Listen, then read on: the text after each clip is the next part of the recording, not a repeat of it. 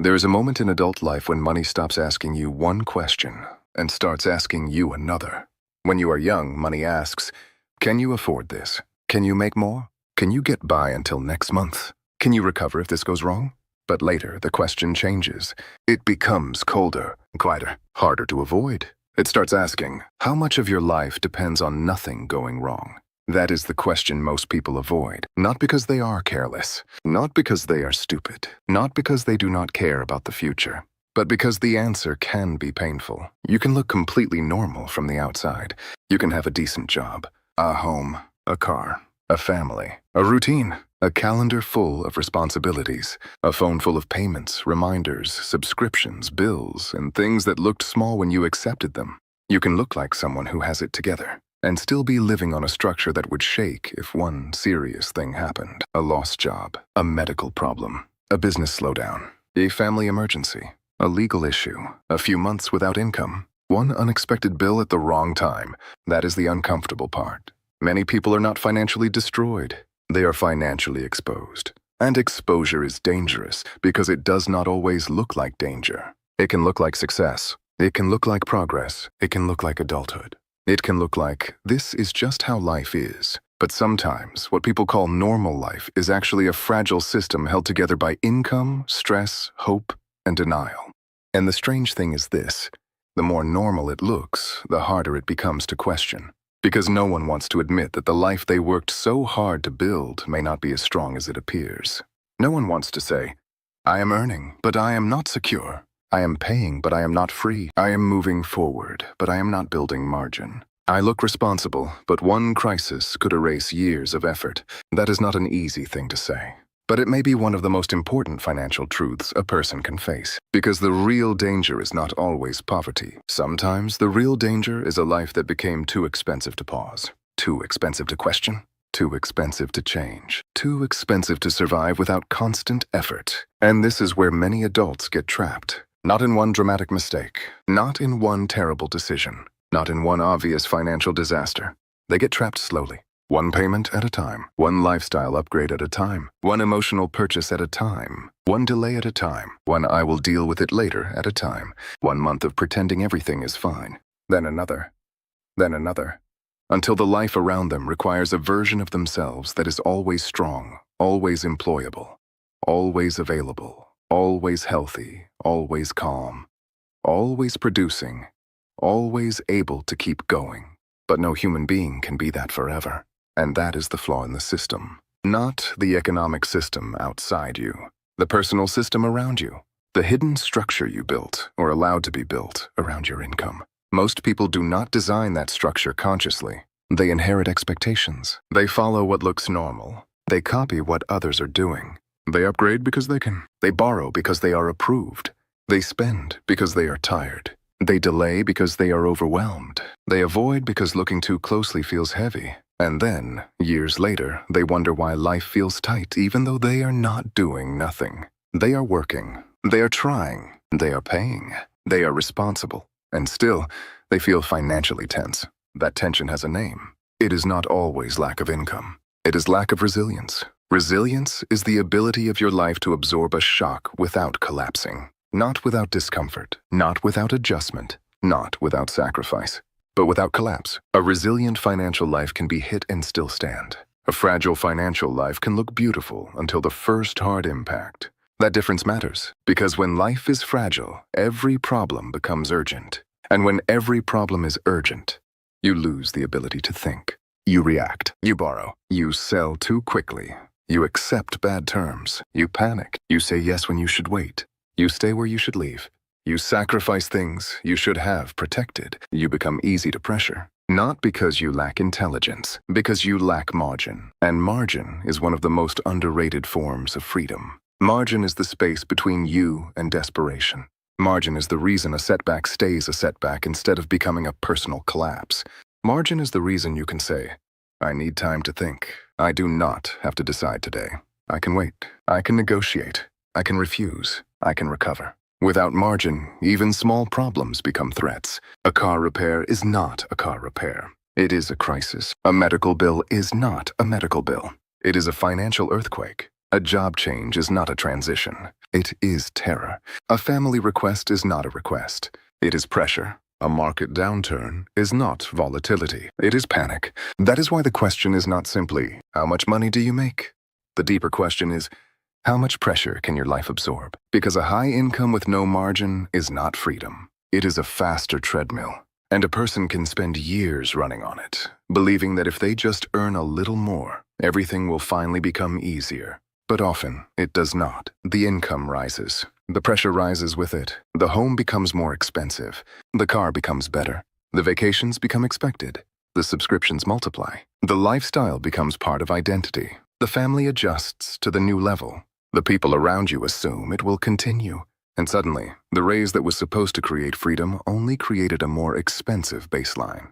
This is one of the quiet traps of adult life. You do not feel poorer. You feel more obligated. You do not feel reckless. You feel committed. You do not feel trapped at first. You feel like you are progressing, until you notice that the progress has not made you lighter. It has made you harder to move. That is when the real question appears. Did you build a better life? Or did you build a life that needs more and more from you just to stay alive? That question is uncomfortable because it does not attack one purchase. It attacks the architecture. And most people do not want to question the architecture. They would rather adjust the furniture. They cancel a small subscription. They promise to eat out less. They say they will be careful next month. They look for a better credit card. They search for a higher paying job. They try to invest in something exciting. But they do not ask the harder question. Why does my life consume almost everything I produce? Why does every increase disappear? Why do I keep needing more just to feel the same? Why do I have things but not options? Why am I more successful on paper than I am calm in reality? That is where this conversation begins. Not with shame. Not with judgment. Not with the childish idea that every financial problem comes from buying coffee or enjoying life. That is too small. The real issue is deeper. It is the difference between a life that is funded and a life that is fortified. A funded life can pay the bills while everything goes well. A fortified life can take damage and still protect the person inside it. Most adults are taught how to fund a life. Very few are taught how to fortify one.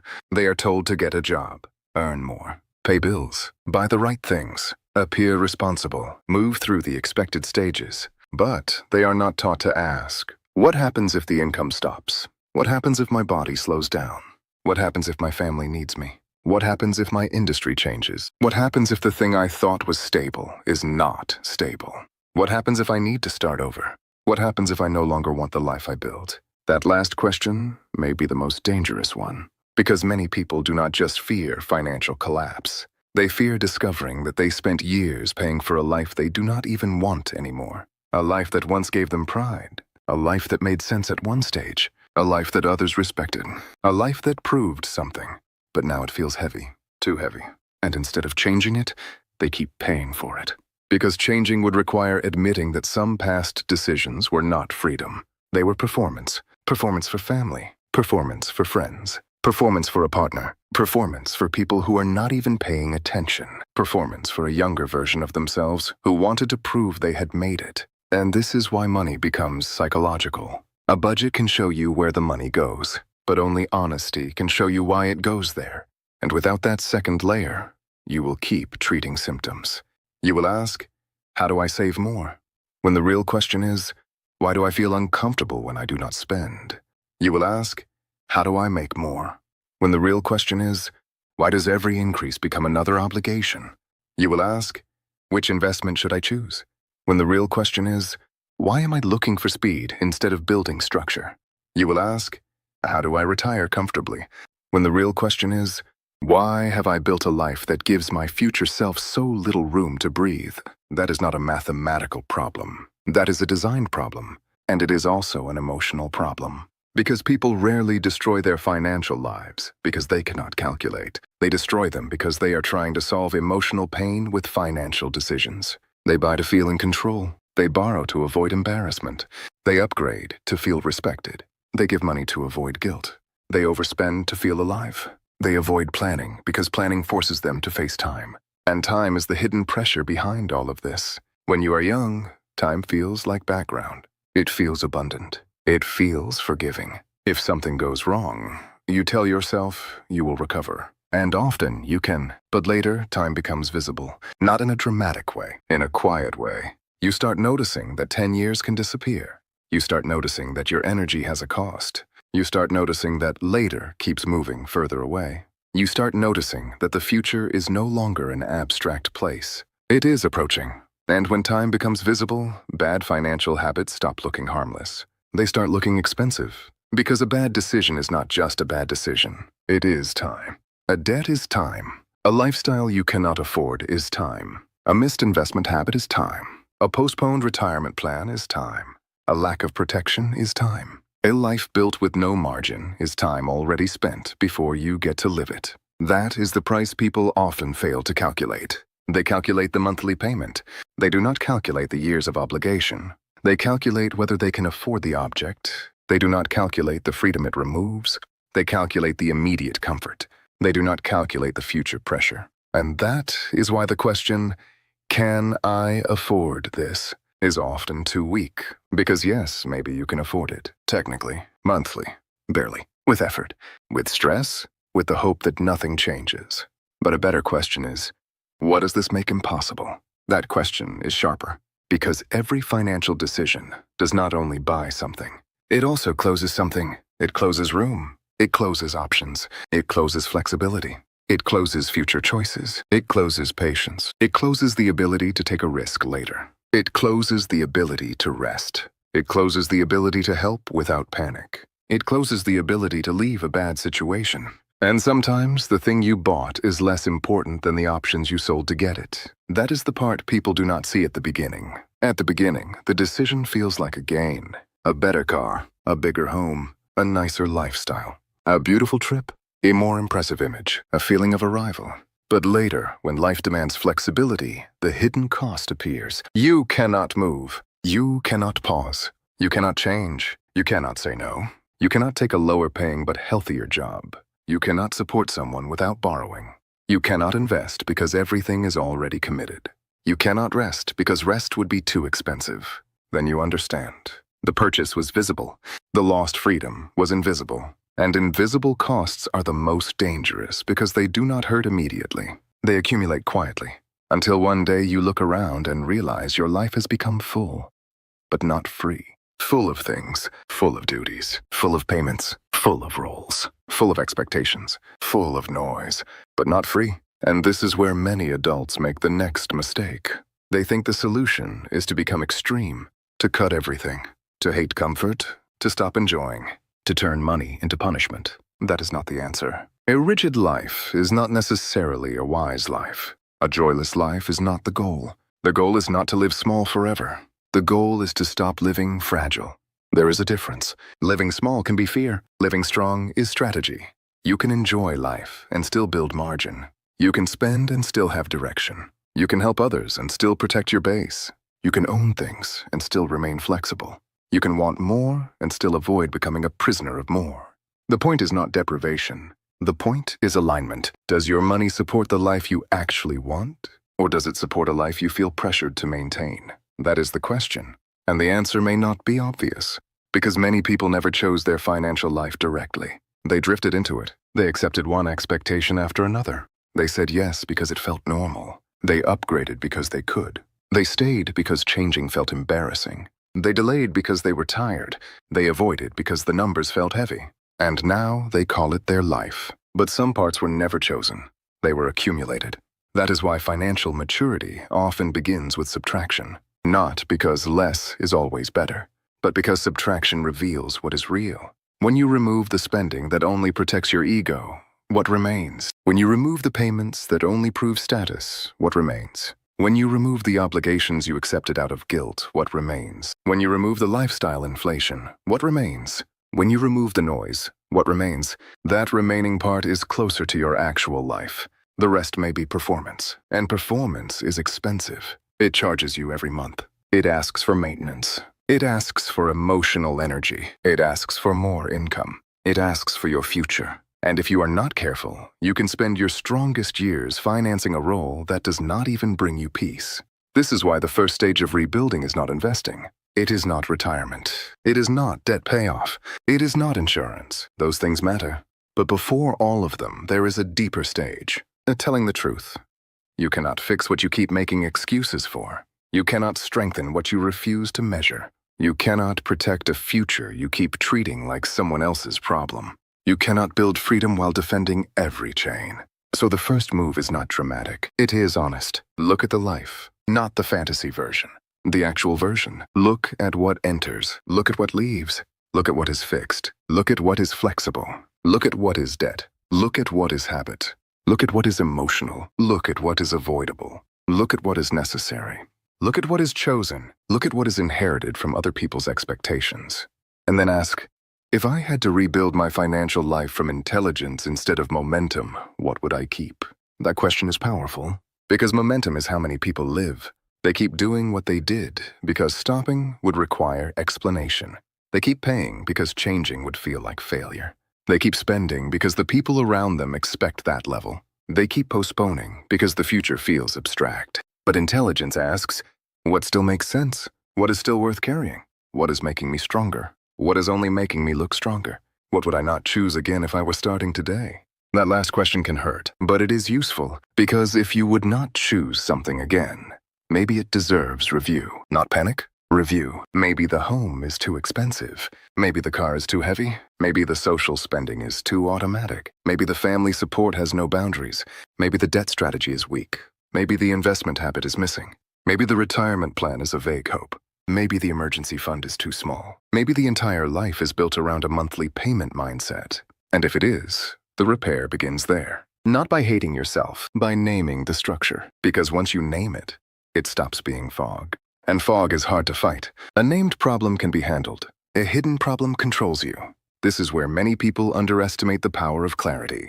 Clarity does not make you rich immediately, but it stops the bleeding. It tells you where the leaks are.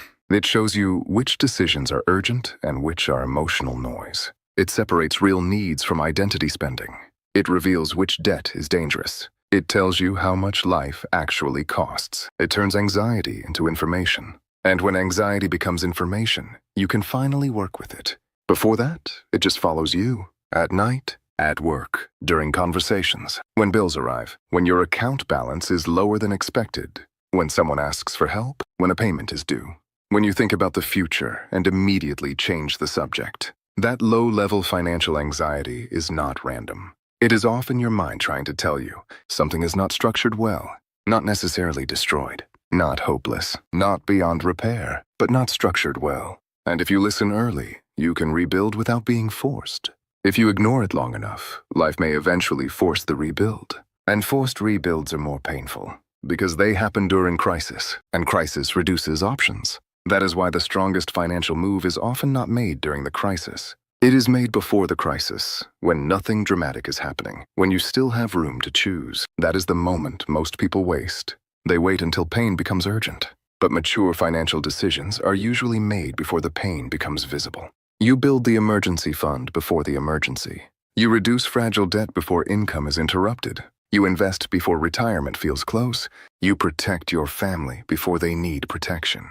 You simplify before life forces you to simplify. You have the hard conversation before resentment appears. You create options before you desperately need them. That is what separates preparation from reaction. And most people do not lack effort. They are simply living reactively. They solve the problem that screams the loudest. They pay what is due today. They handle what is urgent. They cover the gap. They move money around. They survive the month. And then they repeat. That kind of life can continue for years. But survival repeated for years does not become freedom. It becomes exhaustion. And exhaustion can start to feel normal if you have never lived with margin. You may think, this is just adulthood. This is just responsibility. This is just how it is. But sometimes no. Sometimes it is not adulthood. It is a poorly designed financial structure demanding too much from your nervous system.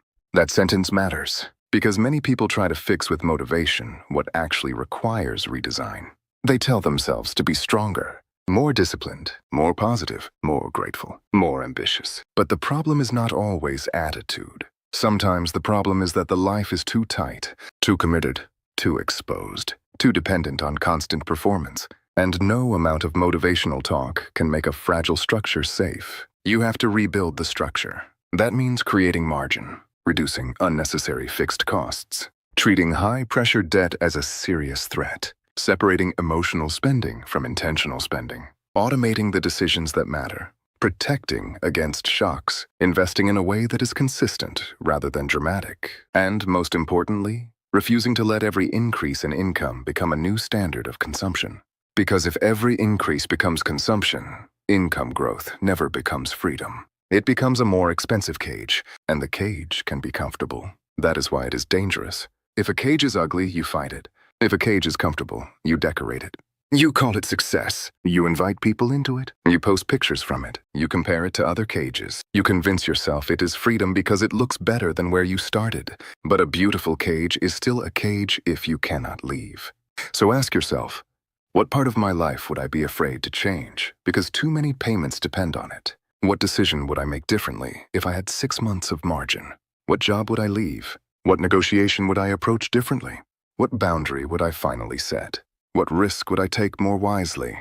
What health decision would I stop postponing? What relationship with money would I stop pretending is normal? Your answers show you where freedom is missing. Not in theory, in practice. And that is what money should eventually buy. Not just products, not just status, not just comfort. Options. A strong financial life gives you options. Options to rest, options to wait, options to leave, options to help, options to invest, options to say no. Options to say yes for the right reasons. Options to recover. Options to change your mind. Options to age with dignity. That is not glamorous, but it is powerful. And the older you get, the more powerful it becomes. Because youth can sometimes compensate for lack of structure with energy. But energy is not a retirement plan. Energy is not an emergency fund. Energy is not protection. Energy is not a long-term strategy. Energy is useful, but it is not infinite.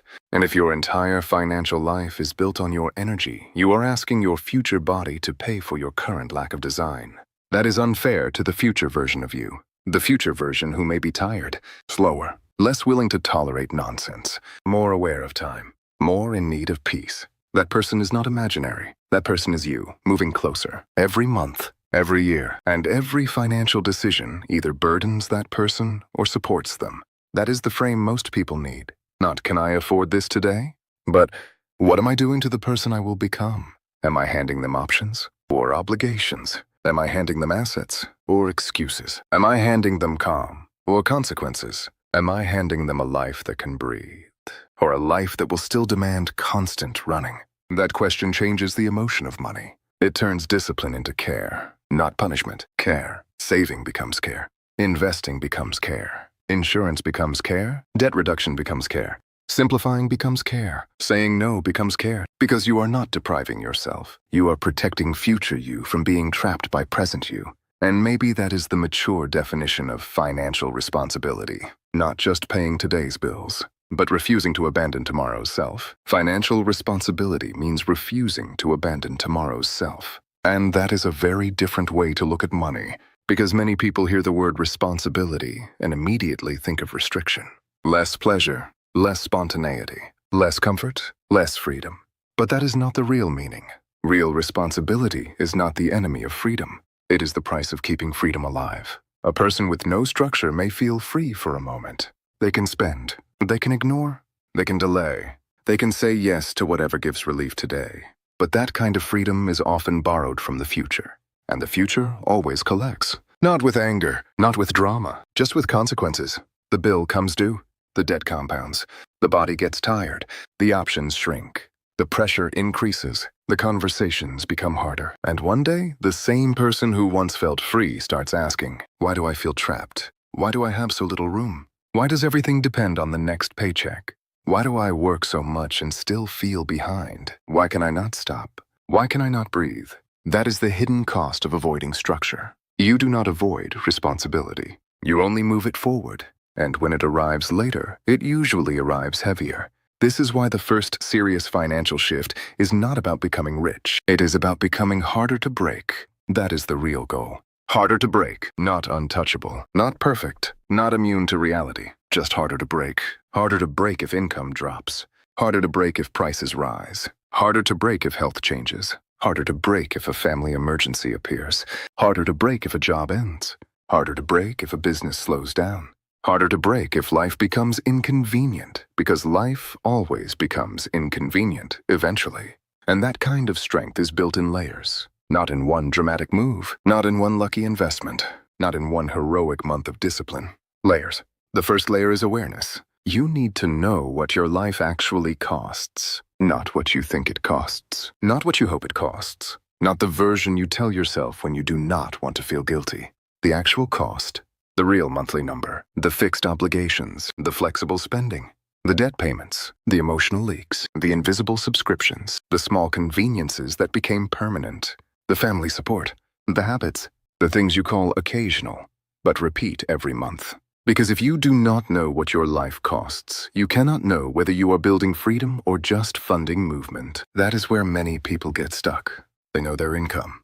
They do not know their system. They know their salary. They do not know their leakage. They know their bills. They do not know their patterns. They know they feel pressure. They do not know where the pressure is born. So they try to fix their finances with vague promises. I will spend less. I will save more. I will be careful. I will start investing soon. I will stop using the card. I will figure it out later. But vague promises do not rebuild a fragile life. Numbers do. Clear decisions do. Repeated systems do. And this is the uncomfortable part. Clarity often feels worse before it feels better. The moment you finally look, you may not like what you see. You may see that your lifestyle is heavier than you thought. You may see that certain purchases were not isolated mistakes. They were patterns. You may see that a debt you tried to minimize is actually controlling more of your life than you admitted. You may see that your retirement plan is not a plan. It is a hope. You may see that your emergency fund is not a fund. It is a small delay before panic. You may see that your income is not the problem. Or you may see that your income is a real problem, but your current structure makes it even worse. None of this is comfortable, but comfort is not the goal at this stage. Accuracy is, because accuracy gives you a map. And without a map, you can be working extremely hard in the wrong direction. That is one of the saddest financial situations. A person is not lazy. They are not careless. They are not useless. They are working hard. But the system they are working inside is so poorly designed that their effort keeps feeding the wrong machine. They earn more, and the machine eats more. They work overtime, and the machine absorbs it. They get a bonus, and the machine finds a use for it. They cut a small expense, and the machine leaks somewhere else. They try to improve, but because the structure remains the same, the improvement disappears. That is why effort alone is not enough. Effort needs direction. Direction needs clarity. Clarity needs honesty, and honesty requires that you stop defending every decision just because you already made it. That is difficult. Because adults do not only attach money to things, they attach identity. A home can become identity. A car can become identity. A lifestyle can become identity. Being generous can become identity. Being the person who pays can become identity. Being the person who never says no can become identity. Being the person who looks successful can become identity. And once money is tied to identity, changing your finances can feel like losing part of yourself. That is why people resist. They are not just afraid of cutting expenses. They are afraid of who they will be without those expenses. They are not just afraid of downsizing. They are afraid of what others will think downsizing means. They are not just afraid of saying no. They are afraid of disappointing the role they have played for years. So they keep paying to protect the role, even when the role is exhausting them. This is where maturity has to become stronger than image, because image will always ask for more. More proof, more maintenance, more comparison. More visible progress, more reasons for people to think you are doing well. But peace asks for something else. Less noise, less pressure, more margin, more control, more truth, more room to breathe. And at some point, you have to choose which one gets your money. Image or peace, because both can be expensive. But only one gives something back. Image gives applause, peace gives oxygen. And after a certain point, oxygen is worth more. This does not mean you should stop wanting beautiful things. It means your beautiful things should not own you. There is nothing wrong with comfort. There is something wrong with comfort that makes you fragile. There is nothing wrong with ambition. There is something wrong with ambition that forces you to live permanently exposed. There is nothing wrong with helping people. There is something wrong with helping in a way that quietly destroys your own foundation. There is nothing wrong with enjoying life. There is something wrong with using enjoyment as an excuse to avoid the future. The problem is not pleasure. The problem is unpriced pleasure. Pleasure whose real cost is paid later by a more tired version of you. And that version deserves consideration. So after awareness, the second layer is margin. You need financial space, not because money should sit around forever doing nothing, not because fear should control your life, but because a life with no space becomes easy to dominate. Anything can dominate you. A boss, a client, a bank, a family emergency, a bad contract, a medical bill, a market drop, a rent increase, a repair, a sudden trip, a mistake, a delay, a person who knows you cannot say no. Margin protects your dignity. That may sound dramatic, but it is true. When you have no margin, you negotiate from fear. When you have margin, you negotiate from position. Even a small position is better than none. That is why an emergency fund is not just money. It is decision-making power. It gives you the ability to pause, and the ability to pause is one of the most valuable things money can buy. Most bad financial decisions happen because people cannot pause. They need an answer now. They need cash now. They need relief now. They need approval now. They need a solution now. So they accept terms that punish them later. They borrow at terrible rates. They sell investments at bad moments. They take jobs out of panic. They agree to obligations without thinking.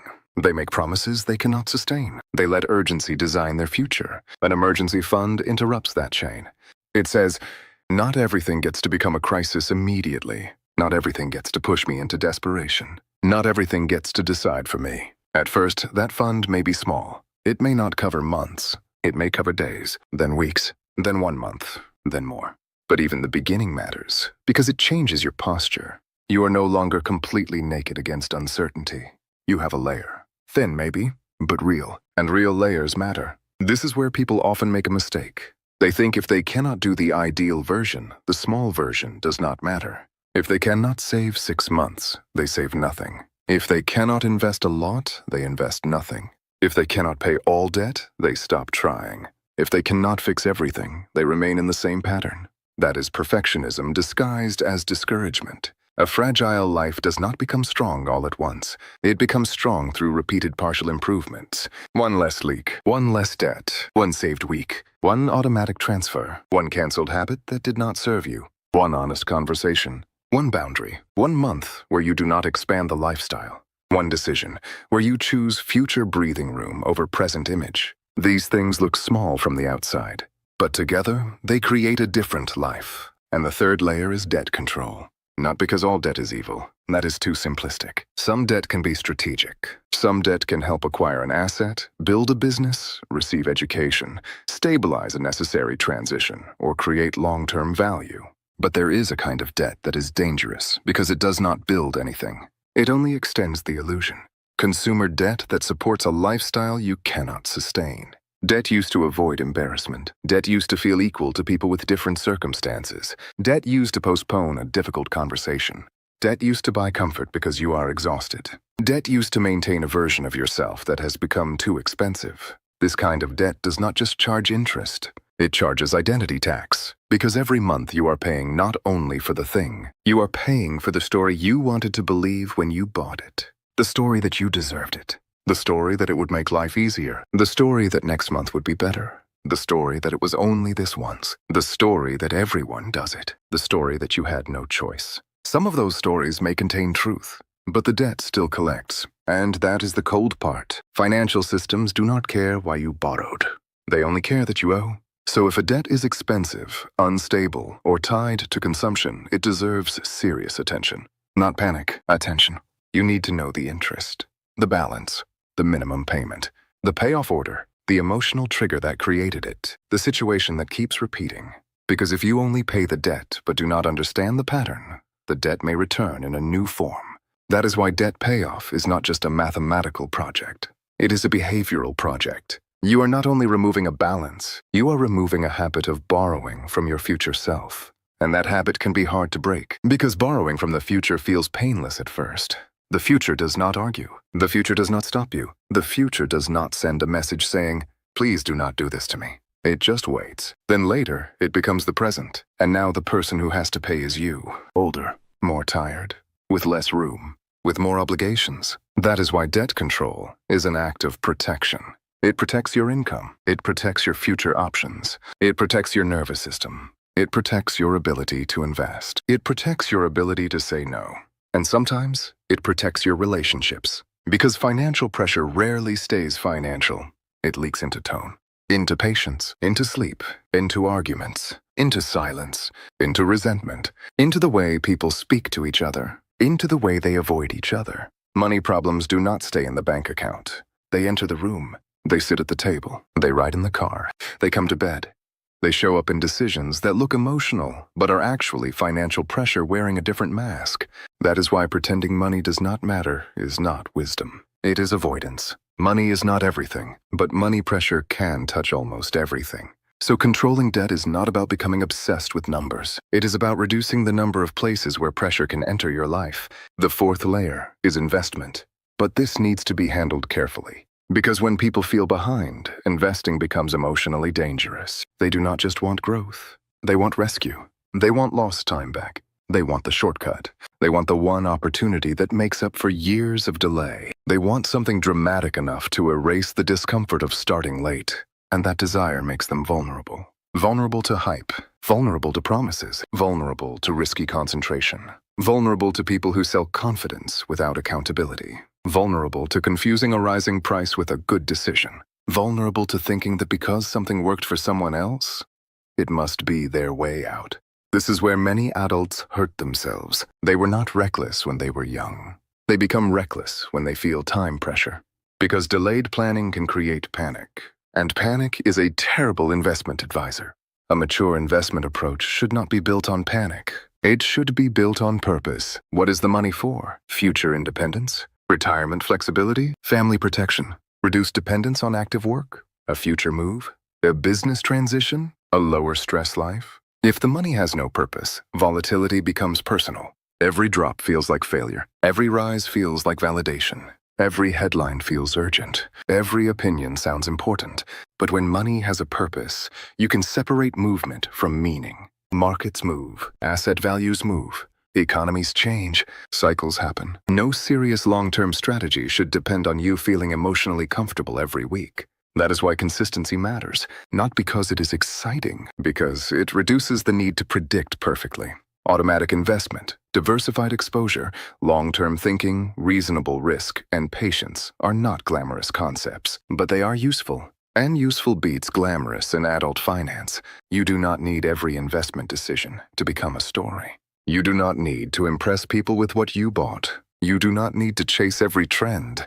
You do not need to turn your future into entertainment. You need a structure that can survive your emotions. Because emotions will come. Fear, greed, regret, envy, impatience, overconfidence, desperation. They will all come. A good system does not remove them. It prevents them from driving.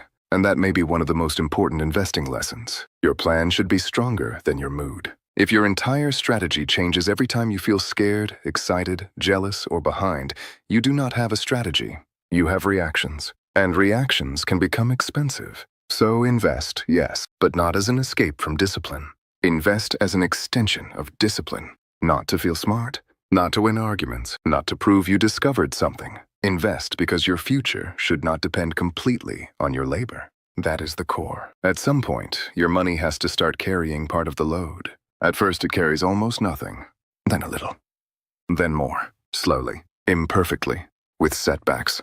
But that is the transition. From a life where every dollar must be earned again through your time, to a life where part of your past effort continues working. That is what investing can become when it is not poisoned by ego. A bridge, not a casino, not a personality, not a source of superiority. A bridge between today's work and tomorrow's freedom. And the fifth layer is protection. This is the layer people postpone because it feels uncomfortable. Insurance, legal documents, beneficiaries, emergency instructions, basic organization, a plan for incapacity, a plan for dependence, a way for the people close to you to know what to do if something happens. None of this feels exciting, but the absence of it can make a difficult moment much worse. Protection is not pessimism. It is respect for reality. A person who protects their life is not saying, "I expect everything to go wrong." They are saying, "I understand that love is not enough if I leave chaos behind." That may sound heavy, but it matters. If people depend on you, financially or practically, then your lack of planning is not only your risk, it can become their burden. And even if no one depends on you right now, future you depends on your current decisions. So protection is not only about death or disaster. It is about continuity. Can your life continue if something interrupts you? Can the people close to you access what they need? Are your accounts organized? Are your obligations known? Are your beneficiaries updated? Do you understand what your insurance actually covers? Do you know what would happen if you could not work? Do you know what would happen if you were gone? These are not pleasant questions, but they are loving questions, because planning is one way of not leaving people alone with confusion. And confusion during crisis is cruel. It wastes time. It creates conflict. It creates resentment. It can turn grief into paperwork. It can turn illness into financial chaos. It can turn uncertainty into arguments. So yes, protection is boring. But boring can be merciful, and a mature financial life includes boring things that prevent unnecessary suffering. That is the part social media almost never celebrates. No one applauds the person who updated beneficiaries. No one throws a party because someone finally created a basic emergency file. No one goes viral for choosing a reasonable insurance policy. No one gets admiration for avoiding a debt they could have technically afforded. No one claps because you built 3 months of expenses instead of buying something impressive. But those quiet decisions are often the ones that protect a life. And this is the difference between financial performance and financial strength. Performance needs witnesses. Strength does not. Performance wants to be seen. Strength wants to be there when needed. Performance says, "Look at what I have." Strength says, "Look at what I can withstand." And if you are building for the second half of life, strength matters more. Because the second half of life does not reward only speed. It rewards structure. It rewards patience. It rewards people who kept options. It rewards those who did not convert every raise into a heavier lifestyle. It rewards those who understood that peace has to be funded before it is needed. It rewards those who protected their future before the future arrived. And that brings us to the deeper issue. What are you actually building? Not what are you buying? Not what are you paying? Not what are you showing? What are you building? A life that needs constant acceleration? Or a life that can become lighter over time? A life where every year adds more pressure? Or a life where every year adds more options? A life that looks impressive now? Or a life that remains livable later? Because money should not only improve the surface of your life, it should improve the structure underneath. If the surface improves but the structure weakens, you are not progressing. You are decorating risk, and decorated risk is still risk. That is the phrase. Decorated risk is still risk. A beautiful home with no margin is risk. A luxury car with high debt pressure is risk. A generous lifestyle with no protection is risk. A high income with no savings is risk. A business with no reserves is risk.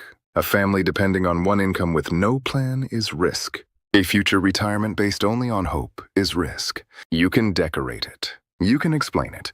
You can normalize it.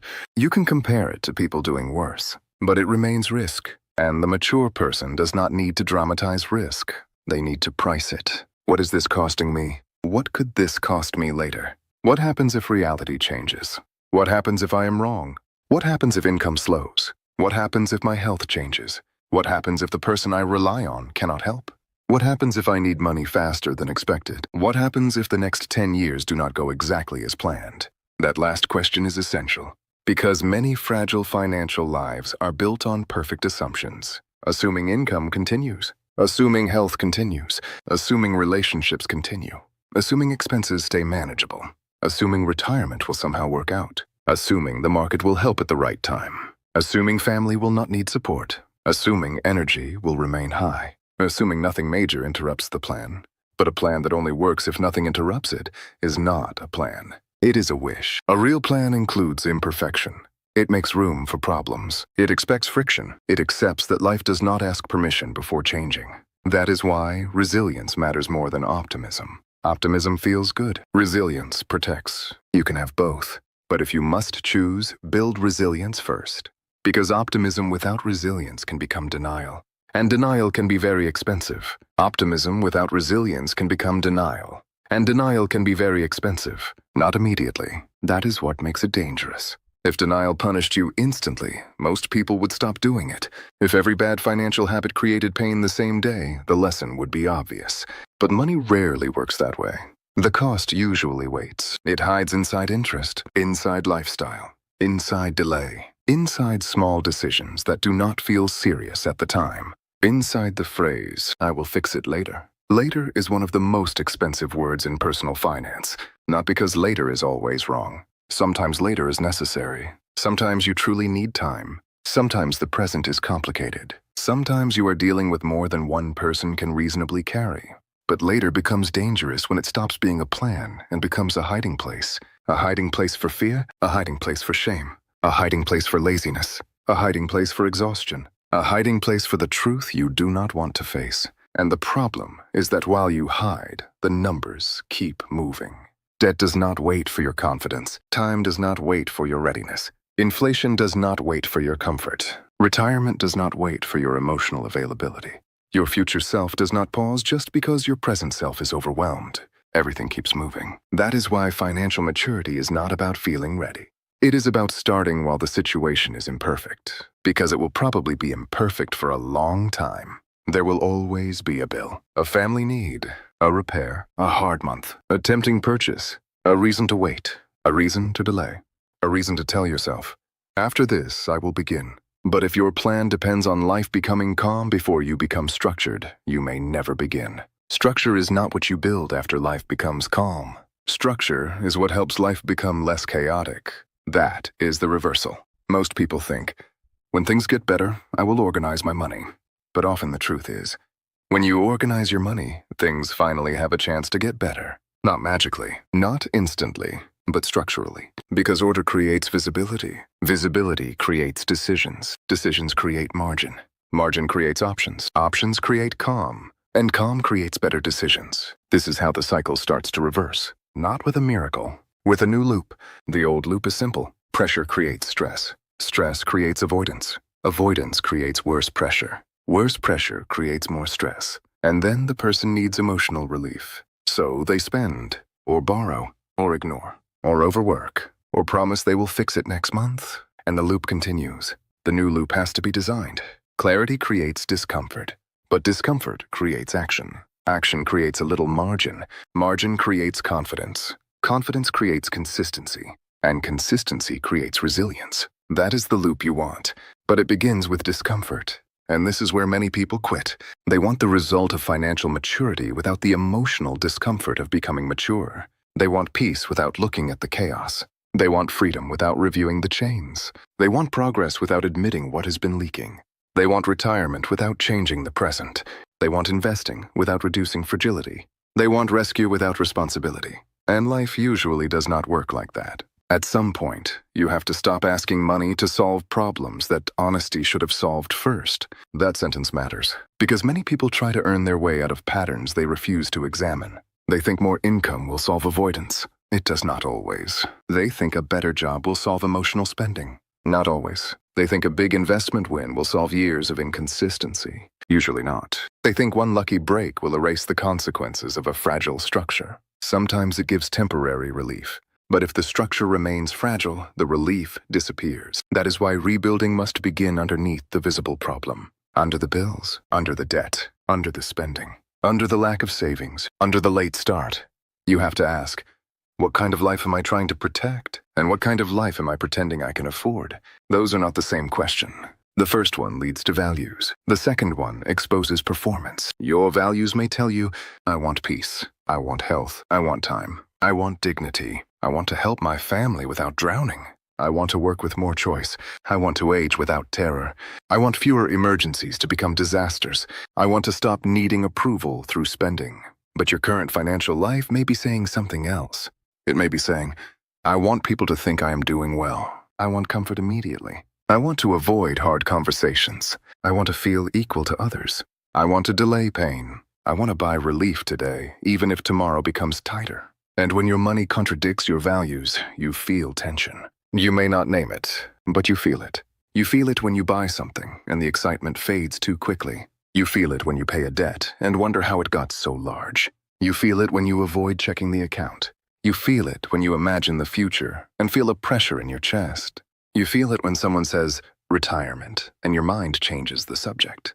You feel it when you realize that your life looks bigger but your freedom feels smaller. That tension is information. Do not waste it. Do not silence it with another purchase. Do not silence it by comparing yourself to someone doing worse. Do not silence it with fake positivity. Use it. Ask what it is trying to show you. Maybe it is showing you that your lifestyle no longer fits your priorities. Maybe it is showing you that your generosity has no boundaries. Maybe it is showing you that your work is carrying too much of your identity. Maybe it is showing you that your future has been underfunded for too long. Maybe it is showing you that your fear of looking unsuccessful is costing you more than the failure itself would. That last one is important. The fear of looking unsuccessful can keep people financially trapped for years. They keep the expensive home. They keep the car. They keep the habits. They keep the image. They keep paying for the version of life other people recognize. Because reducing the visible lifestyle feels like public defeat. But sometimes simplifying is not defeat. Sometimes simplifying is intelligence. Sometimes it is not falling. It is removing weight. Sometimes a smaller life is not smaller in meaning. It is larger in breathing room. Sometimes giving up a symbol of success is the first real successful decision you make. Because success should not be measured only by what you can acquire. It should also be measured by what you can walk away from. If you cannot walk away from anything, you are not free. If every object owns you through debt, you are not free. If every expectation controls you through guilt, you are not free. If every month requires perfect performance, you are not free. If you are terrified of appearing less successful, you are not free. Freedom is not only the ability to buy. Freedom is the ability to choose without being cornered. And this is where financial resilience becomes emotional resilience. Because building margin is not just about money. It changes how you stand in the world. A person with margin speaks differently. They negotiate differently. They think differently. They sleep differently. They are less easy to manipulate. They do not need every opportunity. They do not accept every condition. They do not confuse urgency with truth. They can pause. And a person who can pause has power. Not power over others. Power over their own reactions. That kind of power is quiet, but it is real. And it is one of the best reasons to build a stronger financial life. Not to impress, not to show, not to win a comparison game, to stop being so easy to push around by circumstances. Because a fragile financial life makes you reactive, and a reactive person is not really choosing. They are escaping the next consequence. That is exhausting. So if you want a better financial future, do not start by asking, how can I look more successful? Ask, how can I become less fragile? That question will guide almost everything. It will tell you to reduce high-pressure debt. It will tell you to build emergency reserves. It will tell you to avoid lifestyle inflation. It will tell you to invest consistently. It will tell you to protect against major risks. It will tell you to have the uncomfortable conversation. It will tell you to stop using consumption as emotional medicine. It will tell you to build systems instead of relying on mood. It will tell you to stop making your future pay for your present avoidance. This does not happen in one weekend. And anyone who tells you it does is selling fantasy. A fragile financial life may have taken years to build. A strong one may take years to rebuild. But every year will pass anyway. That is the part people forget. Time will pass whether you change or not. 5 years will pass, with a plan or without one. With debt shrinking or growing.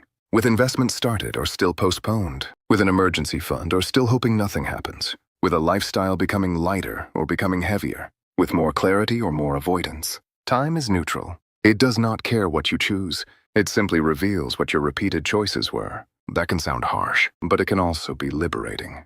Because if time reveals repetition, then better repetition becomes your advantage. You do not need a perfect year. You need repeated direction, repeated honesty, repeated saving, repeated investing, repeated debt reduction, repeated refusal to inflate your life every time you can. Repeated conversations with yourself about what actually matters. That repetition may look boring, but boring is underrated. Boring is how bridges are built. Boring is how debt disappears. Boring is how reserves grow. Boring is how investments compound. Boring is how a person becomes less afraid. Boring is how the future becomes safer. The fantasy world sells excitement. The real world rewards consistency, especially in money, and especially after a certain point in life.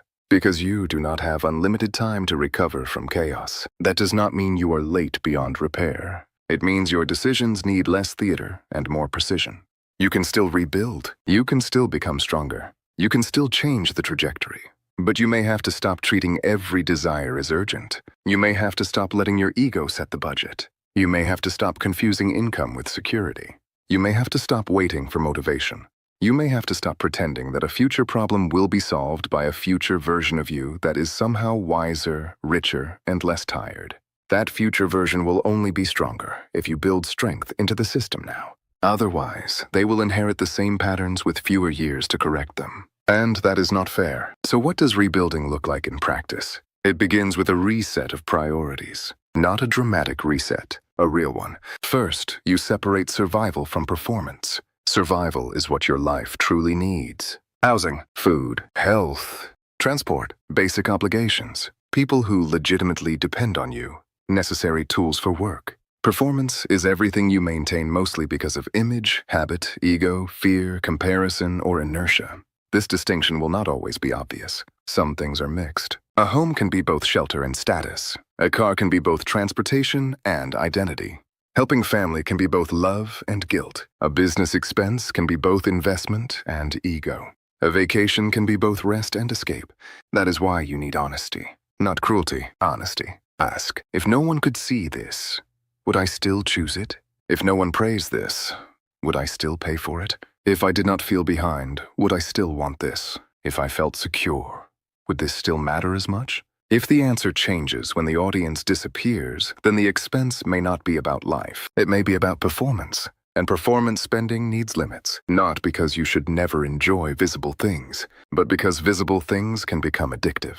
They give fast identity, fast recognition, fast relief, fast proof, but they rarely give long-term strength. The second step is to create a baseline that can survive reality. This means your fixed costs cannot consume your entire life. A life where almost everything is fixed is a life with very little freedom. Fixed housing, fixed car payments, fixed debt, fixed subscriptions, fixed school costs, fixed family transfers, fixed insurance, fixed business expenses, fixed lifestyle expectations. Some fixed costs are necessary, but when too many of them stack, your life loses flexibility. You may still earn well, but the money is already spoken for. And money that is already spoken for cannot protect you. It cannot be invested. It cannot help you pause.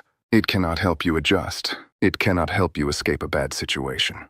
So you need to ask, what part of my life has become fixed that should still be flexible? That question can reveal a lot. Maybe you have made too many permanent commitments for temporary emotions. Maybe a temporary desire became a multi-year payment. Maybe a temporary need for approval became a long-term lifestyle. Maybe a temporary phase of income became a permanent standard. And now you are carrying decisions made by a version of you that did not calculate the long-term weight. That does not mean you hate that version of yourself. It means you stop letting that version keep making decisions. The third step is to build a personal order of attack. Not everything can be fixed at once, so do not try to fix everything at once. That usually leads to exhaustion. Instead, decide what is most dangerous. High-interest debt may be dangerous. No emergency reserve may be dangerous. No protection for dependents may be dangerous. No retirement contributions may be dangerous. An inflated lifestyle may be dangerous. A job situation with no backup plan may be dangerous. A family obligation with no boundary may be dangerous. The order depends on your reality. But the principle is the same. Handle the risks that can break you first. Do not start with the most impressive move. Start with the most stabilizing move. That is a mature financial rule. Stabilize before you optimize. People love optimization. They want to know the best investment, the highest return, the smartest tax strategy, the ideal asset allocation, the perfect side business. But optimization on top of instability is fragile. If you have no emergency fund, high-interest debt, no protection, and a lifestyle that consumes everything, chasing the perfect investment may be less intelligent than it sounds, because one crisis can force you to undo the investment at the worst time. Stability gives your strategy time to work. Without stability, even good decisions can be interrupted. So stabilize first, then optimize. This is not exciting advice, but it is strong advice. And strength matters more than excitement here. The fourth step is to automate what matters. Because if every good decision depends on your mood will eventually win. You will be tired, busy, stressed, tempted, discouraged. You will forget. You will delay. You will rationalize. That is normal. So do not build a financial life that requires you to be a perfect person. Build one that guides an imperfect person. Automatic saving, automatic investing, automatic debt payments, separate accounts, spending limits, scheduled financial reviews, clear rules for large purchases, waiting periods before emotional buying, boundaries for lending or giving money. These are not small details, they are guardrails. And guardrails do not exist because the road is evil. They exist because humans drift. You will drift. Everyone drifts. The system should bring you back. That is why financial design matters. It reduces the number of times you have to make the same difficult decision. If saving happens automatically, you do not debate it every month. If investing is scheduled, you do not need perfect motivation. If debt payments are structured, you do not rely on panic. If large purchases require a waiting period, your emotions have time to cool. If family support has a rule, guilt does not decide alone. If your accounts are separated, your future money is not mixed with impulse money. That is not rigidity. That is self-respect. Because self-respect is not only what you say about yourself, it is what your systems protect when you are tired. And you will be tired. That is why you need systems. The fifth step is to redefine success. Because if you keep the old definition, the old patterns will return. If success means looking ahead of others, you will keep spending for comparison. If success means never saying no, you will keep overextending yourself. If success means being the rescuer, you will keep absorbing problems that are not fully yours. If success means constant upgrading, you will keep converting income into pressure. If success means proving you made it, you will keep paying for proof. You need a definition that does not destroy you. Maybe success is sleeping without financial panic. Maybe success is having 6 months of basic expenses protected. Maybe success is being able to take care of your health without terror. Maybe success is reducing debt every month. Maybe success is investing consistently for years. Maybe success is not needing to impress people who do not know your real life. Maybe success is being able to help without becoming resentful. Maybe success is reaching later life with options. Maybe success is a life that feels lighter every year, not heavier. That definition may not get applause, but it might save you. And at this stage, being saved from unnecessary pressure is more valuable than being applauded by people who do not carry your bills. This is the shift, from applause to oxygen, from image to structure, from speed to resilience, from reacting to designing, from "can I afford it?" to "what does this do to my future freedom?" From "I will fix it later" to "I will stop making it worse now." From "I need more money" to "I need a stronger system." Because more money can help, of course it can. But more money without a stronger system may only create a more expensive version of the same weakness. And that is the trap. A person can spend decades becoming more expensive without becoming more free. Do not let that be the story. A person can spend decades becoming more expensive without becoming more free. That sentence should bother you, because it describes a life that looks like progress from the outside, but feels like pressure from the inside. More income, more payments, more responsibility, more expectations. More things to maintain. More people assuming you can handle everything. More reasons you cannot slow down. More reasons you cannot fail. And somehow less space, less patience, less rest, less courage to change, less ability to say no, less room to breathe. That is not a small problem. That is a life design problem. And if you do not interrupt it, it can continue quietly for years. You can become better paid and more trapped, more respected and more exhausted. More established and more afraid of losing what you built. More impressive and less honest. This is why the next stage of rebuilding is not just financial. It is identity work. Because if you still need your lifestyle to prove your worth, you will keep making your future pay for your insecurity. And that is a brutal trade. A temporary feeling of importance today in exchange for years of pressure later. Most people do not call it that. They call it rewarding themselves. They call it living well. They call it normal. They call it what adults do. They call it providing. They call it finally enjoying life. And sometimes that is exactly what it is, but not always. Sometimes it is fear wearing nice clothes, fear of being seen as behind, fear of disappointing others, fear of admitting that the current life is too heavy, fear of losing status, fear of looking like you moved backward, fear of having to explain why you changed. And the problem with fear is that it rarely says, "I am fear." It says, "You deserve this. You cannot say no. People will notice. You need to keep up. You can figure it out later. It is only money. Life is short. And yes, life is short. But that truth can be used wisely or foolishly. Life is short, so live with intention, not with automatic spending. Life is short, so protect your peace, not your image. Life is short, so stop renting confidence from things that become bills. Life is short, so do not spend the strongest years of your body funding a future you are making harder to survive. That is the mature interpretation. Not joyless, not fearful, just honest. Because the point of financial discipline is not to make life smaller. It is to make life more yours. If every payment owns part of your future, your life is not fully yours. If every expectation dictates your choices, your life is not fully yours. If every emergency forces panic, your life is not fully yours. If every month starts with money already gone, your life is not fully yours. And if you cannot change direction without everything falling apart, your life is not fully yours. This is where people often resist the message. They say, "But I work hard. I should enjoy my money." Yes, you should, but you should also ask whether you are enjoying money or using money to escape the emotional cost of how hard you work. That is not the same thing. True enjoyment leaves you fuller. Escapist spending often leaves you emptier. True enjoyment fits inside a life. Escapist spending tries to compensate for a life that does not fit. True enjoyment creates memories without destroying margin. Escapist spending creates relief and then pressure. True enjoyment is chosen. Escapist spending is often triggered, and the difference matters, because one enriches your life, the other keeps you running. So before judging a purchase, do not only ask whether it is allowed, ask what emotional job it is doing. Is it rest, connection, beauty, celebration, convenience? Or is it proof, avoidance, numbness, revenge, comparison, guilt? That question can save you money.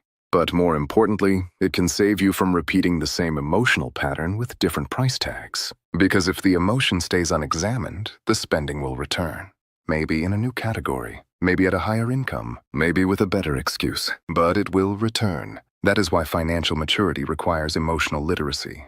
You do not need to become cold. You need to become honest about what your money is being asked to carry. Money is a powerful tool, but it is a terrible therapist. It can buy time. It can buy shelter. It can buy protection. It can buy access. It can buy comfort. It can buy options, but it cannot permanently buy self-worth. It cannot buy peace if your life is designed against peace. It cannot buy freedom if you keep converting it into obligations. It cannot buy security if every increase becomes a new dependency. So the mature person starts asking different questions. Not, how do I look? But, what am I building? Not, can I get approved? But, should I carry this? Not, can I afford the payment? But, can my future afford the pressure? Not, will people admire this? But, will this make my life stronger? These questions are not glamorous, but they are protective. And protection matters because life does not only test your ambitions, it tests your structure. It tests your preparation. It tests your flexibility. It tests your ability to make decisions without panic. And often, the test comes when you least want it. That is why a strong financial life should be designed around the possibility of interruption. Not because you live afraid, but because interruptions are normal. Income can be interrupted. Health can be interrupted. Relationships can be interrupted. Markets can be interrupted. Plans can be interrupted. Energy can be interrupted. What matters is whether your life has shock absorbers. That is a useful image. Shock absorbers. A car without shock absorbers may still move, but every bump hurts. A financial life without shock absorbers may still function, but every problem feels violent. The emergency fund is a shock absorber. Low debt is a shock absorber. Insurance is a shock absorber. Flexible expenses are shock absorbers. Multiple skills are shock absorbers. Investments are long-term shock absorbers. Clear family boundaries are emotional shock absorbers. Simple living is a shock absorber. Good documentation is a shock absorber. Your goal is not to avoid every bump. That is impossible. Your goal is to stop every bump from breaking the vehicle. And this changes the way you see money. Money is not only for moving forward. Money is also for absorbing impact. That is why people who only focus on growth can still be fragile. They chase returns but have no reserves. They invest but keep expensive debt. They earn well but cannot pause. They own things but have no liquidity. They look ambitious but have no defense. Growth without defense is unstable. Defense without growth may be too limited. You need both. You need the part of your money that protects you now, and the part of your money that builds freedom later. Protection and growth, defense and expansion, stability and ambition. Not one or the other. Both, but in the right order. If everything is fragile, protect first. If the structure is stable, grow. If debt is suffocating, reduce pressure. If reserves are missing, create breathing room. If your future is underfunded, start investing. If your dependents are exposed, create protection. If your lifestyle is too heavy, simplify. If your income is too dependent on one source, build adaptability. This is not glamorous, but it is strategic, and strategy is what turns effort into progress. Without strategy, effort becomes exhaustion. Many adults are exhausted not because they lack discipline, but because their discipline is being spent maintaining the wrong structure. They wake up, they work, they pay, they solve, they respond, they sacrifice, they carry, they keep going. And because they are always moving, they assume they are advancing. But movement is not the same as progress. Progress means your life becomes stronger over time. Not just busier, not just more expensive, not just more impressive, stronger, more resilient, more flexible, more aligned, more capable of supporting you when you need support. So ask yourself, is my financial life becoming stronger each year, or just more complicated? That is a dangerous question, because complexity can disguise weakness. More accounts, more obligations, more assets, more plans, more projects, more responsibilities, more payments, more financial language. But if the basics are weak, complexity does not save you. It can hide the problem. The basics matter: cash flow, margin, debt control, emergency reserves, protection, consistent investing, clear priorities, boundaries, a realistic plan for aging. These are not childish concepts. They are the foundation. And foundations are not exciting until there is an earthquake. Then they are everything. That is why mature finance is often invisible. It is the thing no one sees until life hits. No one sees the emergency fund until there is an emergency. No one sees the insurance until there is a serious problem. No one sees the debt you avoided. No one sees the investment discipline for years. No one sees the temptation you rejected. No one sees the boundary you set. No one sees the lifestyle you chose not to inflate. But future, you will see it. Future, you will feel it. And that should matter more than applause. Now, there is one more trap that has to be named: the rescue fantasy. The belief that one big thing will fix years of small avoidance. A big raise, a business breakthrough, a market win, a viral idea, an inheritance, a sudden opportunity, a perfect investment, a dramatic career change, a financial miracle. People do not always say they believe in rescue, but they behave as if they do. They keep postponing the boring steps because somewhere in the back of the mind there is a hope that something larger will arrive and make the boring steps unnecessary. But that hope can be dangerous because it steals urgency from the actions that are actually available. Maybe a big opportunity will come. Maybe income will rise. Maybe an investment will perform well. Maybe a business will work. Maybe life will surprise you. Good. Let it, but do not build your survival on maybe. If the miracle comes, a strong structure will use it well. If the miracle comes to a fragile structure, the structure may absorb it and remain fragile. That is why some people receive more money and still return to pressure. The money arrived, the structure did not change, so the pattern continued. A bonus became spending. A raise became lifestyle. A good year became permanent obligations. A windfall became temporary relief. The problem was not the amount, it was the system. So yes, seek opportunities, increase income, build skills, start projects, grow, but do not use future possibility as an excuse to avoid present structure. Opportunity works better when it lands on prepared ground. Otherwise, it may only create a bigger mess. That is why the mature path is less dramatic. Earn, keep, protect, invest, review, repeat, again, again, again. Not because life should be mechanical, but because freedom is often built by repeating unglamorous decisions until they become powerful. And this is where many people underestimate compounding. They think compounding is only about investment returns. It is not. Debt compounds, avoidance compounds, lifestyle inflation compounds, stress compounds. But discipline also compounds, clarity compounds, margin compounds, skills compound, trust compounds, calm compounds. Every repeated pattern grows something. The question is, what are your patterns growing? If your pattern is avoidance, you are growing confusion. If your pattern is debt, you are growing pressure. If your pattern is comparison, you are growing dissatisfaction. If your pattern is emotional spending, you are growing dependency. If your pattern is investing, you are growing future options. If your pattern is saving, you are growing time. If your pattern is simplification, you are growing flexibility. If your pattern is protection, you are growing continuity. If your pattern is honesty, you are growing control. This is why small decisions matter. Not because each one changes everything alone, but because each one votes for a pattern, and over time, patterns become destiny. That may sound dramatic, but look at any financial life after 15 or 20 years. You are usually seeing repeated patterns made visible. Repeated saving becomes reserves. Repeated investing becomes assets. Repeated overspending becomes pressure. Repeated avoidance becomes crisis. Repeated lifestyle inflation becomes dependency. Repeated courage becomes options. Repeated denial becomes a wall. The future is not built mainly by what you intend. It is built by what you repeat.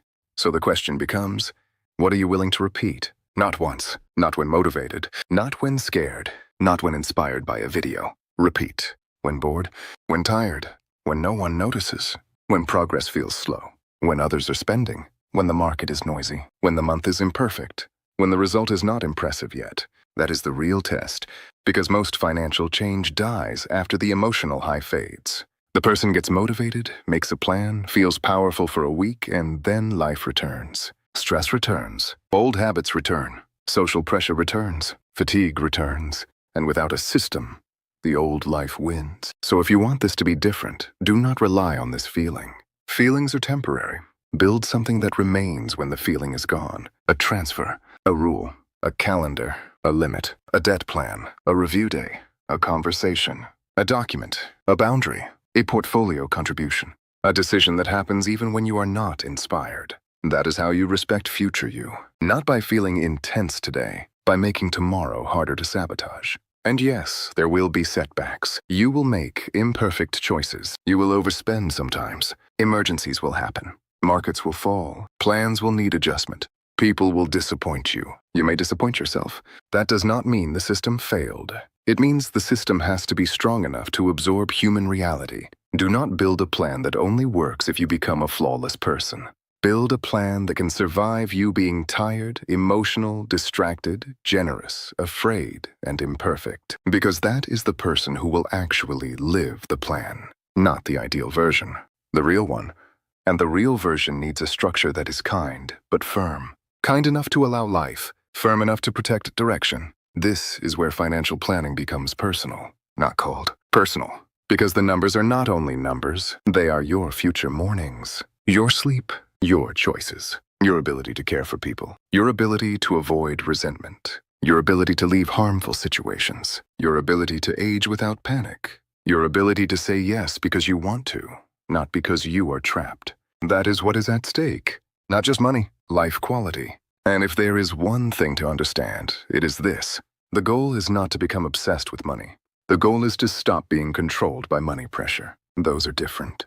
A person can think about money constantly because they are building wisely, or because they are afraid. The purpose of structure is to reduce fear, to give money a job, to give decisions a reason, to give the future a place in the present, so that money stops being a constant background threat and becomes a managed tool. That is when your relationship with money changes. You do not check the account with panic. You check it with awareness. You do not avoid the future. You prepare for it. You do not chase every trend. You follow your plan. You do not need every purchase to prove your worth. You know your worth is not for sale. You do not need every increase to become consumption. You let some of it become freedom. This is not easy, but it is possible. And it does not require a perfect starting point. It requires a serious one. Start where you are, not where you wish you were. Not where you would be if you had started earlier. Not where someone else is. Where you are, with the debt you have, the income you have, the responsibilities you have, the mistakes you have, the fear you have, the knowledge you have now. Start there, because shame loves impossible comparisons. It says, you should already be ahead. You should have known better. You should have saved sooner. You should have invested earlier. You should have avoided that debt. Maybe, but shame cannot manage your money. Shame cannot build an emergency fund. Shame cannot negotiate debt. Shame cannot invest consistently. Shame cannot protect your family. Shame cannot create a plan. Shame only drains energy. Use regret as information, not as identity. You are not your late start. You are not your past debt. You are not your worst financial decision. You are not the years you avoided the numbers. You are the person who can still change the pattern. And changing the pattern is what matters now. Because the next 10 years can either repeat the last 10 or correct them. That is a choice. Not a simple choice. Not an easy choice, but a real one. And it begins by admitting that normal is not always safe. Normal debt, normal pressure, normal lack of savings, normal retirement avoidance, normal lifestyle inflation, normal financial anxiety, normal dependence on one income, normal absence of protection. Normal does not mean wise. Sometimes normal just means widely accepted fragility. You do not have to organize your life around what is normal. You can organize it around what is strong. That may make you look different. Good. Different may be necessary. Different may be the reason you survive a crisis better. Different may be the reason future you has options. Different may be the reason you stop needing approval from people who are also financially trapped. Different may be the beginning of actual freedom. And actual freedom is quieter than people think. It may look like fewer obligations, a lower fixed cost, a smaller but safer lifestyle, a growing emergency fund, a boring investment plan, less impressive consumption, more honest conversations, more sleep, more ability to wait, more ability to choose. It may not look like a movie, but it may feel like peace. And peace is not a small thing, especially when you have lived without it. Peace is not a small thing, especially when you have lived without it. When you have spent years waking up, already calculating, already anticipating payments, already thinking about what is due, already wondering if something unexpected will happen, already trying to be optimistic while your body knows the structure is too tight, peace can feel almost unfamiliar. At first, it may even feel boring, because pressure has a rhythm, stress has a rhythm, chaos has a rhythm. And if you have lived inside that rhythm long enough, calm can feel suspicious. You may think, should I be doing more? Should I be taking a bigger risk? Should I be chasing something? Should I be spending because I can? Should I be showing more progress? But no. Sometimes calm is not stagnation. Sometimes calm is proof that the system is finally beginning to work. This is one of the hardest adjustments. When a person has lived financially reactive for years, they often confuse peace with lack of ambition. They think if they are not under pressure, they are not moving. If they are not chasing, they are falling behind. If they are not upgrading, they are settling. If they are not proving something, they are disappearing. But a strong financial life does not always feel like acceleration. Sometimes it feels like weight leaving your shoulders. A little less panic, a little more space, a little more choice, a little more ability to say, I do not need to decide from fear. That is progress. Even if nobody sees it, especially if nobody sees it, because the most important financial progress is often private. The debt you quietly reduce, the purchase you quietly avoid, the reserve you quietly build, the investment you quietly repeat, the boundary you quietly set, the document you quietly organize, the lifestyle you quietly refuse to inflate, the future you quietly stop abandoning. These things do not create applause. They create strength, and strength is the real goal now, not performance. Strength. So if you are listening to this and realizing that your life has been too exposed, do not turn that realization into shame. Turn it into sequence. That is the word. Sequence. Most people fail because they try to fix everything at once. They panic. They decide they need to save, invest, pay all debt, change jobs, cut expenses, protect their family, plan retirement, learn everything, and transform their entire identity immediately. That kind of intensity burns out. You do not need to rebuild everything in one emotional wave. You need a sequence. First, stop the bleeding. Find the leaks that are making your life weaker every month. High-interest debt, automatic spending, obligations you never review, emotional purchases, lifestyle costs that no longer match your priorities, money leaving without permission. You do not need to become perfect. You need to stop making the hole deeper. Second, create breathing room. Even if it is small, a small reserve. A small gap between income and expenses, a small reduction in fixed pressure, a small amount that remains yours after the month ends. Small breathing room is still breathing room, and breathing room changes decisions. Third, attack the pressure. Not every debt with the same emotion. Not every obligation with the same urgency. The most dangerous ones first. The ones with high cost, the ones that destroy cash flow, the ones that keep you anxious, the ones that keep returning because the pattern behind them has not changed. Fourth, build the future automatically. Do not wait for inspiration. Inspiration is unreliable. Let the system move money toward your future before your emotions negotiate it away. Saving, investing, protection, learning, skill building, all of it should become less dependent on mood. Fifth, protect what would hurt most if something went wrong.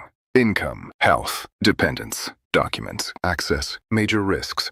The things no one wants to think about are often the things that create the worst damage when ignored. Sixth, review and adjust. Your life will change. Your income may change. Your responsibilities may change. Your goals may change. Your body will change. Your family may change. The plan is not a statue. It is a living system. Review it. Do not worship it. A plan that cannot adapt becomes another cage. And the purpose of all of this is not to become financially perfect. The purpose is to become financially harder to corner. That is a powerful standard. Harder to corner. Harder to pressure. Harder to manipulate. Harder to break. Harder to force into bad decisions. Harder to push into panic. Harder to trap inside a life you no longer want. This is what money can do when it is used with maturity. It creates distance between your dignity and other people's leverage. Because when you are financially fragile, many things have leverage over you. A bad employer has leverage. A toxic client has leverage. A lender has leverage. A family demand has leverage. A sudden bill has leverage. Your own fear has leverage. But with margin, some of that leverage weakens. Not completely, but enough. Enough for you to breathe. Enough for you to think. Enough for you to choose. And that is why this is not just about retirement. Retirement is part of it. But the deeper goal is not merely to stop working one day. The deeper goal is to stop living in a way where work is the only thing keeping your entire life from collapsing. That is different. Because even before retirement, you deserve more than permanent financial tension. You deserve a structure that does not punish you every time life becomes imperfect. You deserve a life where the future is not treated like an enemy. You deserve a relationship with money that is not based only on fear, escape, and reaction. But that does not happen accidentally. It happens when you decide that looking financially normal is no longer enough. Because normal may be fragile. Normal may be overleveraged. Normal may be underprepared. Normal may be exhausted. Normal may be one emergency away from panic. Normal may be impressive outside and unstable underneath. So do not ask only whether your life looks normal. Ask whether it is durable. Can it bend? Can it absorb? Can it recover? Can it continue? Can it protect the people and values you claim to care about? Can it give your future self options? If the answer is no, then the goal is not to feel guilty. The goal is to rebuild. And rebuilding requires courage. Not the loud kind, the quiet kind. The courage to look at numbers. The courage to reduce what others expected you to maintain. The courage to tell someone no. The courage to admit that a past decision is too heavy. The courage to start late without making lateness your identity. The courage to invest patiently when you want quick rescue. The courage to protect your future even when your present wants relief. The courage to stop performing success and start constructing strength. That courage is not glamorous, but it is rare. And if you develop it, your life starts to change in a way people may not immediately understand. They may notice that you are less impulsive, less available for expensive plans, less eager to prove, less reactive, less impressed by appearances, less willing to carry everyone's financial chaos, less interested in looking successful at the cost of feeling trapped. Some may misread that. They may think you became smaller, more cautious, less fun, less ambitious, but maybe you did not become smaller. Maybe you became harder to own. That is a different thing. A person who no longer needs to prove everything becomes very difficult to control. And that is a form of freedom. You still work. You still build. You still enjoy. You still want more. But you no longer offer your future as payment for every temporary emotion. You no longer confuse approval with direction. You no longer let income increases disappear without a trace. You no longer accept that every adult life must be a quiet panic covered with decent furniture. You begin to ask better questions, and better questions create better lives. So ask them, what would my life look like if it were built for resilience, not image? What would I stop buying? What would I start protecting? What would I simplify? What would I automate? What would I finally discuss? What would I no longer pretend? What would I do with the next increase in income? What would I do with the next moment of fear? What would I do if I stopped trying to impress people who do not live with my consequences? These questions are not comfortable, but comfort is not always kindness. Sometimes the kindest thing you can do for yourself is to interrupt the lie that you will fix it later. The lie that more income will automatically save you. The lie that everyone else has it figured out. The lie that looking successful is the same as being secure. The lie that your future self will somehow have more discipline, more money, more energy, and fewer problems. Maybe future you will be stronger, but only if present you stops handing that person unresolved pressure. So here is the real invitation. Not to panic, not to become extreme, not to hate your life, not to punish yourself, to rebuild the structure before life forces you to rebuild it under worse conditions. Start with truth, then margin, then pressure reduction, then consistency, then protection, then growth, then review, again and again. That may sound simple, but simple is not the same as easy, and easy is not the standard. Real is the standard. A real plan beats a dramatic fantasy. A real reserve beats fake confidence. A real debt strategy beats pretending the minimum payment is control. A real investment habit beats waiting for the perfect opportunity. A real conversation beats years of silent resentment. A real boundary beats generous self-destruction. A real structure beats motivational noise. And if this message feels uncomfortable, pay attention. Not every discomfort is an attack. Some discomfort is recognition. Some part of you may already know where the weak point is, the debt you keep minimizing, the spending you keep justifying, the future you keep postponing, the family pressure you keep absorbing, the lifestyle you keep protecting, the number you do not want to see, the plan you keep saying you will start, the truth you keep negotiating with. You do not have to fix it all today, but you do have to stop pretending you did not hear it, because once you see the pattern, ignoring it becomes another decision. And that decision has a cost, so make a different one. Not a perfect one, a different one. One that gives you 1 inch of margin, 1 piece of clarity, 1 less leak, 1 less unnecessary pressure, 1 stronger habit, 1 honest conversation, 1 step toward a life that can withstand reality. That is where the change begins. Not in the fantasy of becoming rich overnight, in the decision to stop being easy to break. Because life will test the structure. It tests everyone. It may not be tomorrow. It may not be dramatic. It may not look like the scenario you imagined. But eventually, something will ask your life. Are you built only for good months, or are you built for reality? That is the question. And the answer will not come from what you say. It will come from what you have built, from the margin, from the debt, from the reserves, from the protection, from the habits, from the systems, from the lifestyle, from the boundaries, from the way your money has been trained to serve your life instead of your fears. So do not wait until everything is urgent. Urgency is a terrible architect. Build before you are forced. Simplify before life simplifies for you. Protect before the need becomes painful. Invest before the future feels close. Have the conversation before silence becomes resentment. Create margin before desperation starts making decisions. And remember this, the goal is not to look like you are winning. The goal is to build a life that does not collapse when winning becomes difficult. That is financial maturity. That is resilience. That is the quiet kind of wealth. Not the wealth that needs to be admired. The wealth that lets you breathe. The wealth that gives you time. The wealth that makes you less afraid. The wealth that protects your future self from becoming a prisoner of your present habits. And maybe that is the real question to leave with. If the next 10 years simply repeat your current financial patterns, will you become freer? Or just more expensive? Do not answer quickly. That question deserves silence, because inside that answer is the direction of your life. And if the answer scares you, good. Not because fear is the goal, but because fear, when it is finally honest, can become a starting point. You do not need to have everything solved. You need to stop abandoning the future version of yourself. You need to stop financing fragility. You need to stop mistaking a normal-looking life for a strong one. And you need to start building something that can carry you when energy, luck, income, or certainty are no longer enough. Because one day, the version of you who is tired will meet the structure you built today. Make sure that meeting feels like gratitude, not betrayal.